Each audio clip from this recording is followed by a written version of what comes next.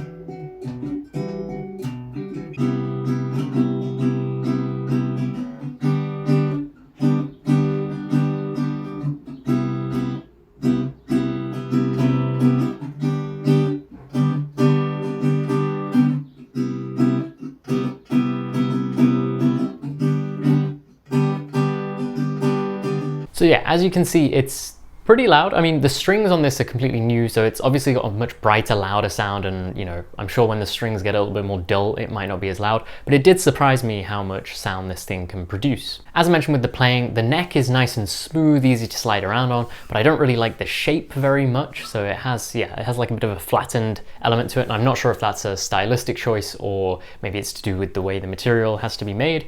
Not a clue, but I tend to prefer, or I'm more used to, my Yamaha guitar that I've got, which is a more rounded neck. So originally I bought this because I was thinking about taking it backpacking, and I think now that I have it in hand, now that I've seen how much it weighs in the case, I think it's just a bit too heavy. Like with the case, like I said, it's nearly 2.5 kilos, which is a bit too much, and the size of it, like, to be honest, the scale length is only say 2 inches smaller than a normal guitar scale length, and the body is smaller, but if you look at it next to my guitar and you do that comparison, it's not actually that much smaller, so it's still a pretty hefty bit of kit. I would suppose though that this material is quite resistant, so I think to temperature changes maybe more than wood, and you still wouldn't want to get water on this because the strings are going to go rusty as hell. So I don't know, maybe it's a little bit more rugged and durable, but then you've also got the factor that it's not going to age like a wooden guitar. So I wanted to talk about the other travel guitar I've reviewed on my channel, the Traveler Electro-Acoustic. So that guitar is very different because you need to plug it in. It doesn't really make any noise acoustically, but it did have a full scale length and it's smaller than this. So obviously it's, you know, it's more of a backpacker guitar than this one.